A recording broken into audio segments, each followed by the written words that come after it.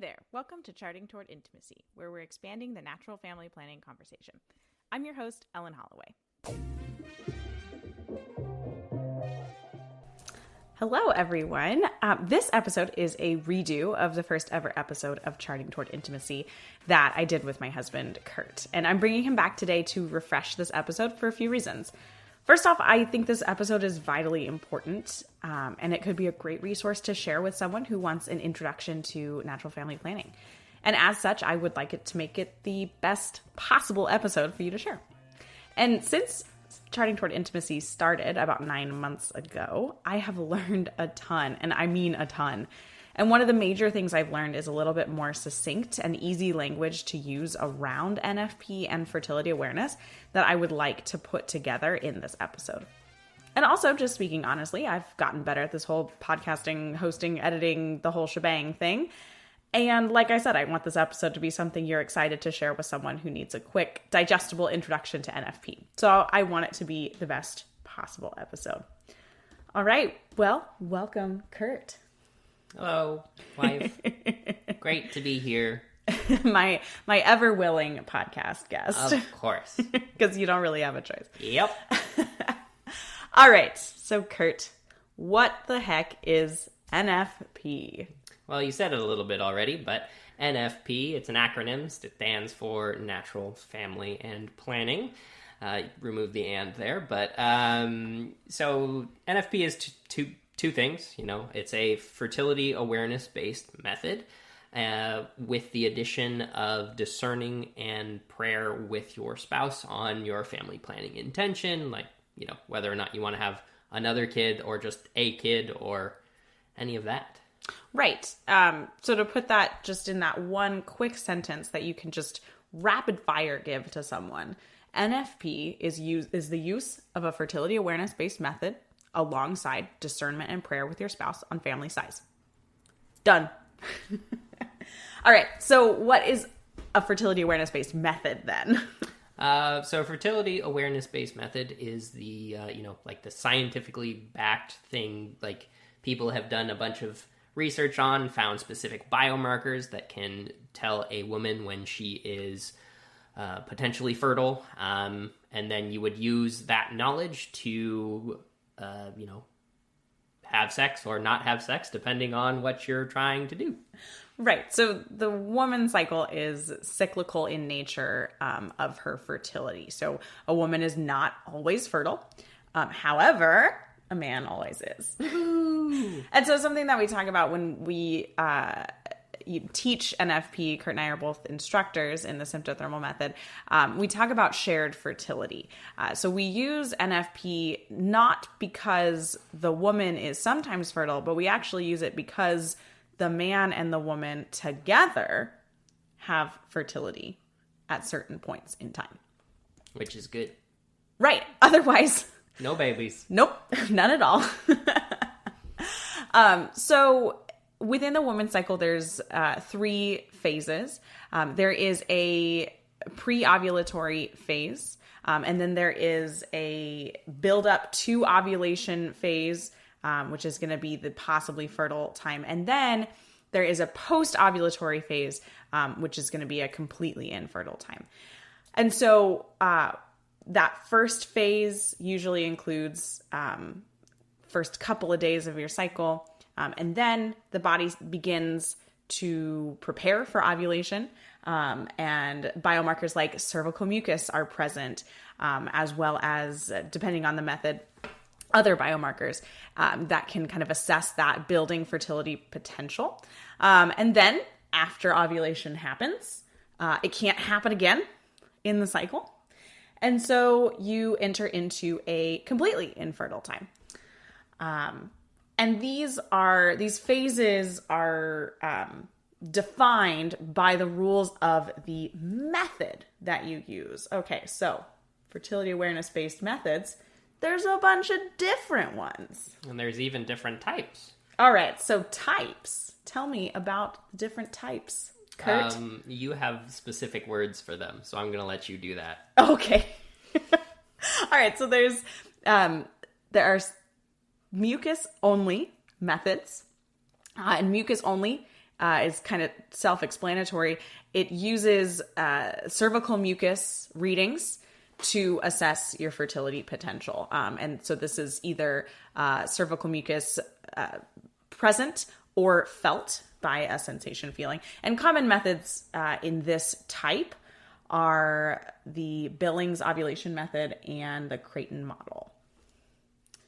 The second method type is the symptohormonal type. And so this uses a fertility monitor and or test strips, usually monitoring the luteinizing hormone, which is something that spikes right around ovulation.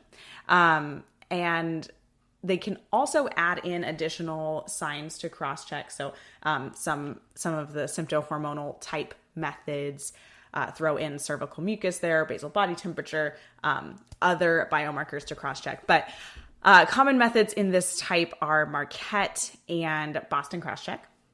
And then the last type is symptothermal. And symptothermal uses mainly basal body temperature and cervical mucus to assess fertility potential. And there are also additional signs that can be added into those methods. Common methods in this type are couple-to-couple league and SymptoPro. So those are kind of your different types. And you can see you break it into those three types, and then you have multiple methods within those types. Cool. All right, so something I also really want to mention here is that a fertility awareness-based method is not the same as NFP. NFP requires a fertility awareness-based method, but not all fertility awareness-based methods are NFP. So if you're practicing NFP, you're using scientific knowledge of when you are most likely fertile, and then focusing intercourse around or during that time, depending on when you and your spouse, or what you and your spouse have discerned together on family. And the fertility awareness-based method is that scientific knowledge, and that's about it. The secular world of fertility awareness-based methods often suggest using a barrier method of birth control during the fertile window to avoid pregnancy. That is a whole other topic. Not going to cover that right now. Covered extensively in the episode titled, Why Does the Church Teach NFP? And I would love for you to dive into that if you are interested. But essentially, sex is for two things. It's for unity and procreation.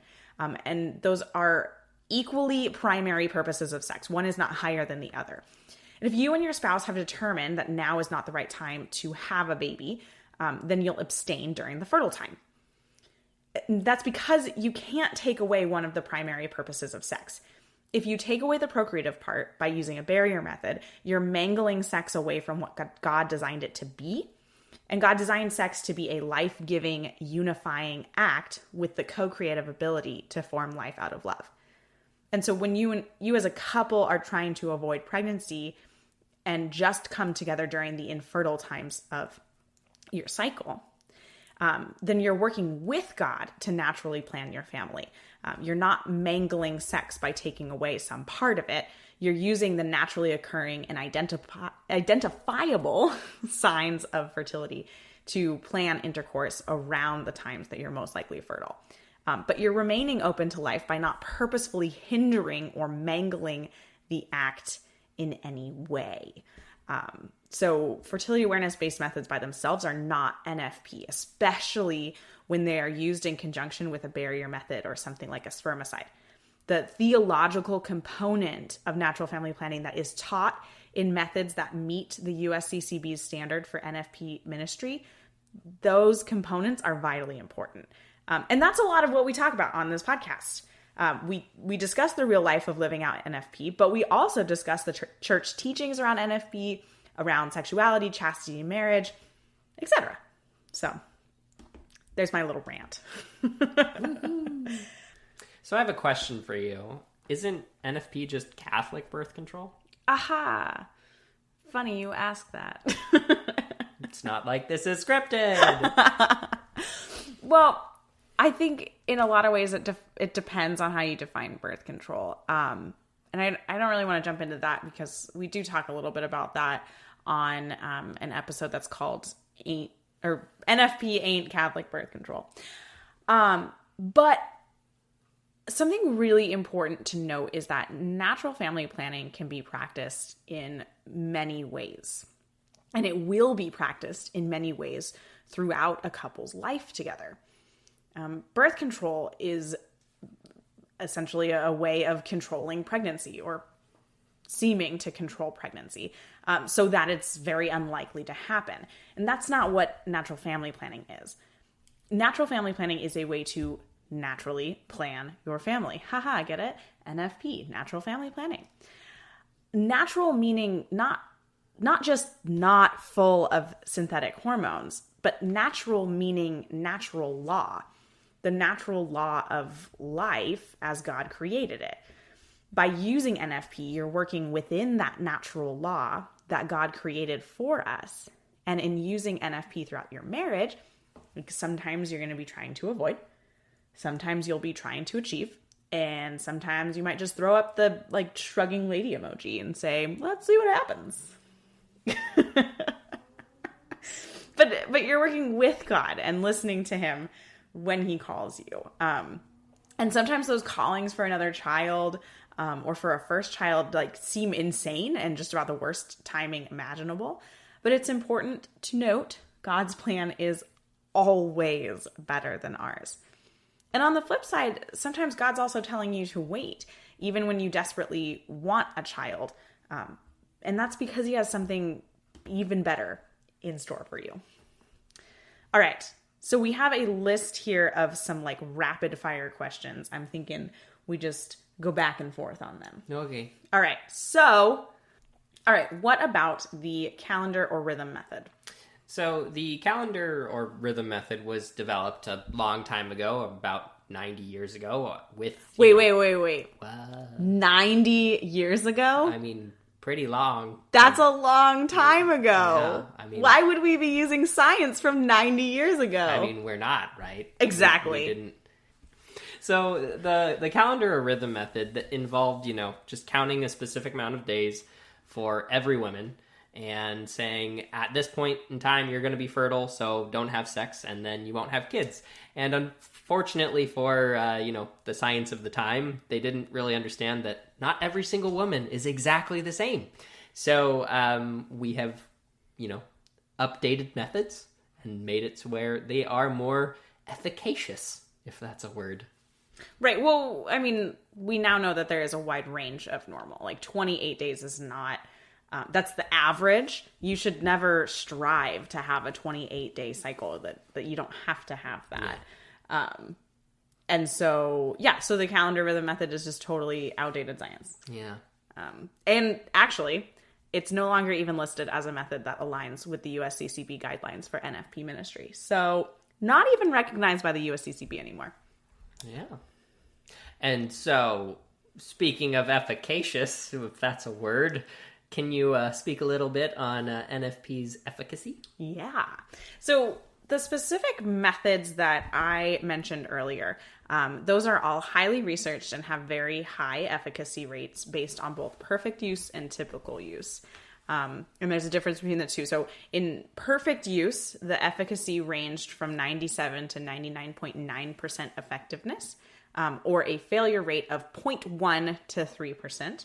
And in typical use, they range from 90 to 99.9% effective.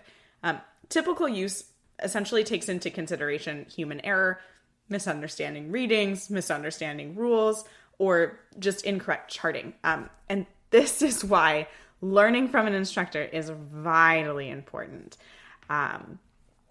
Also interesting to note, quick efficacy rates on birth control is at about a 93% efficacy rate. And the male condom is about an 87% efficacy rate. That's according to the CDC. So, and both of those are perfect use. Yes, those are perfect use efficacy rates. But yeah, it's very effective. All right. Kurt, how do I get started?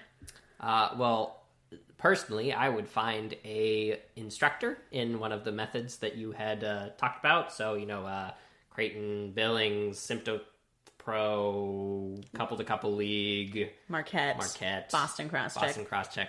Find one of those in your area. If you have trouble finding them on your own, I would go to your diocesan website and say, your hi. diocesan website is a great place to look. Another option is if you just Google search USCCB NFP. And on the USCCB's site, they do have the listing of the USCCB approved methods. And what that means, what USCCB approved method means, is that it is not just a method of fertility awareness.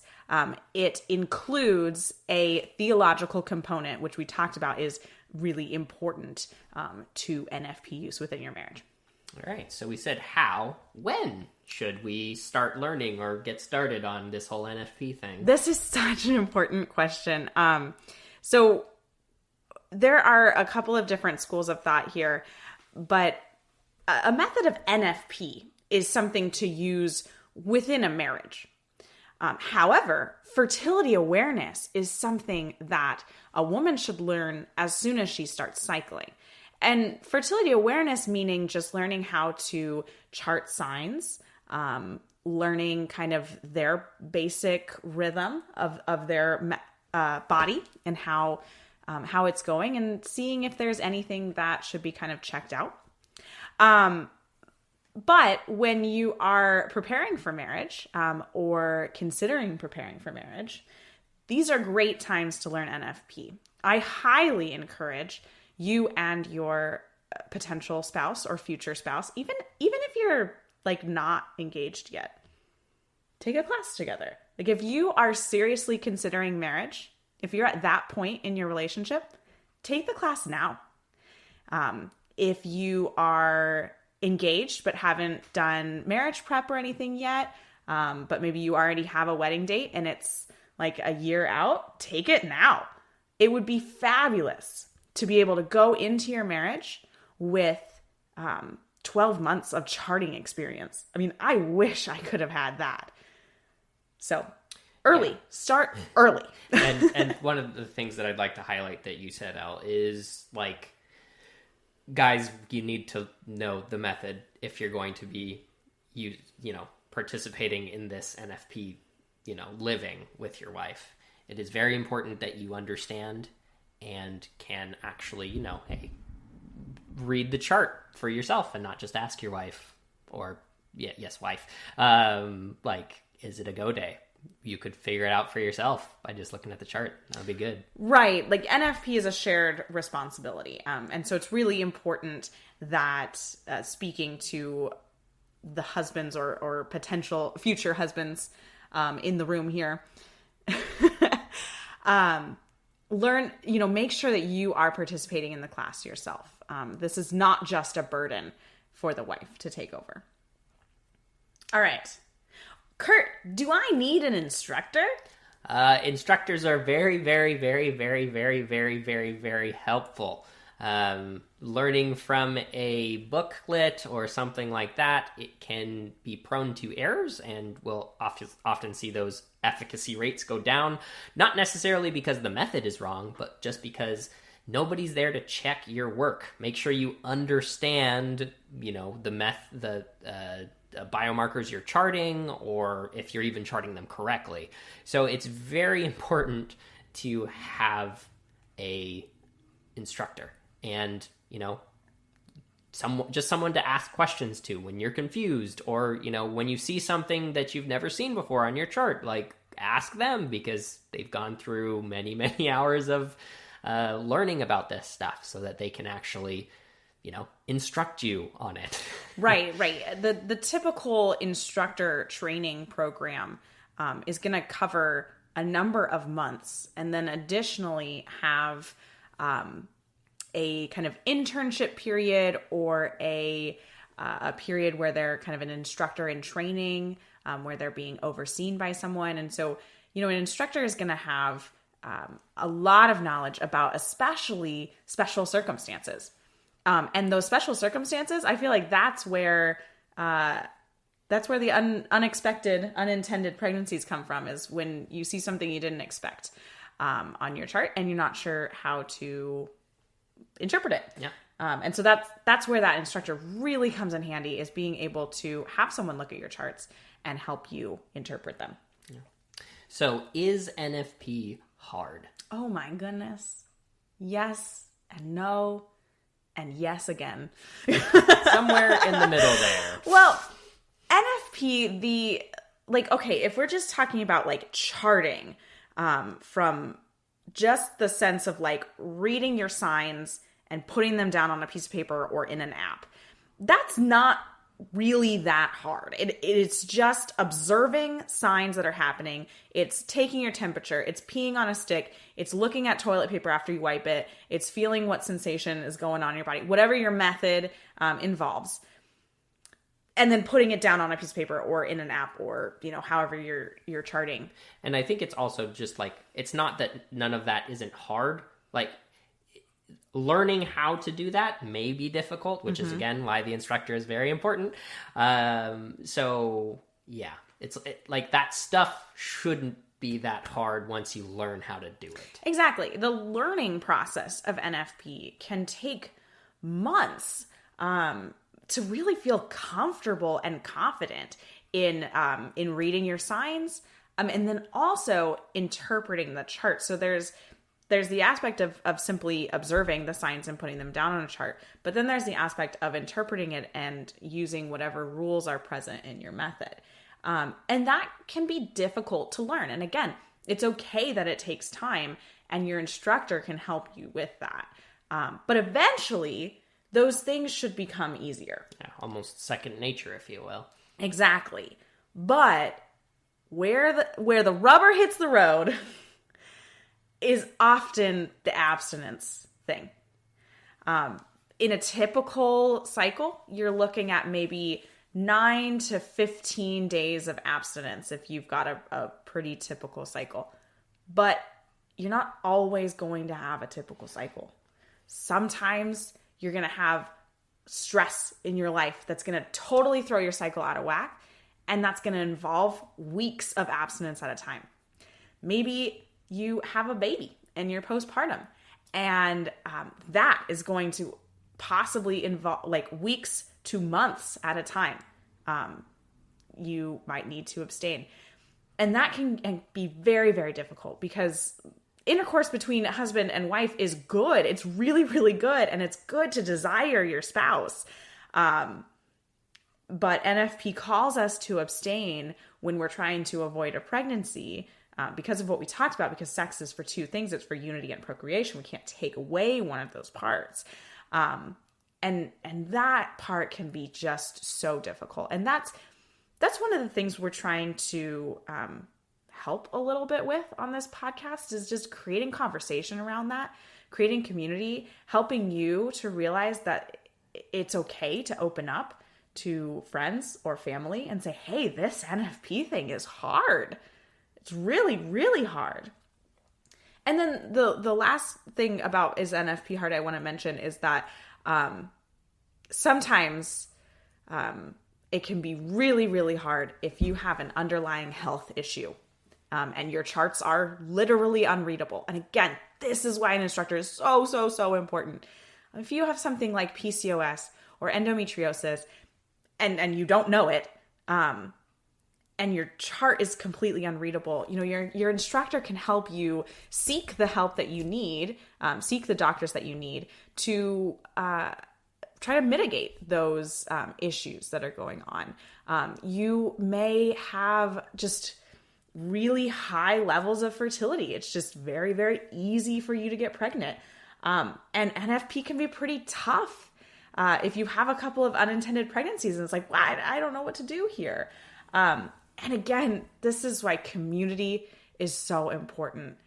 Finding your NFP buddy that you can talk to. That sounds kind of funny. But what Kurt and I have found is so helpful. I am so ranting on this right now. We'll move on to the last question in a second. But what Kurt and I have found is so helpful is having another couple that's also practicing NFP that we can talk to and be like, oh my gosh, this is ridiculous. Like, this is so hard. Or, wow, okay, things are like going well. My cycling started up again postpartum. I can figure this out again. That kind of thing. So I guess the last question that we had in these rapid fire questions is, why in the world does this thing that the church requires of us cost money? Oh my gosh. There are so many layers to that, but I'm just going to touch on two. First off, it costs money because the instructors that you're learning from have spent hours and months and years of their life learning this method. They are a highly trained professional, and we pay highly trained professionals to do professional work. Just like you pay for a community college course, you pay for an NFP course. In addition to that, some methods have additional costs associated with them. Like a symptohormonal method is going to have the cost of the fertility monitor and the test strips. And yeah, some other methods have kind of additional costs that are sort of ongoing. And then other methods have minimal costs ongoing. And that's just dependent on the method. But if we go back to, if the church teaches this, why does it cost money? That's a great question. I don't know. I don't know why the church couldn't pay for this for us. That'd be fabulous. And maybe we can get there someday. But that's not where we are right now. And it's just, I just really want to reiterate that it's important that we pay instructors what they are worth. And I think that brings us to the end of our rapid fire questions on NFP. Sounds good to me. All right. Well, Kurt, thank you so much for joining me on this episode. You are welcome. I'm going to go take a nap. Bye, everybody. All right. Thanks so much for listening. If you are not following us on Instagram, you can find us at chartingtowardintimacy. And that link's in the show notes too. You can also send us an email. Let us know if you have questions, suggestions, or want to hear a specific topic on a future podcast episode. Until next time.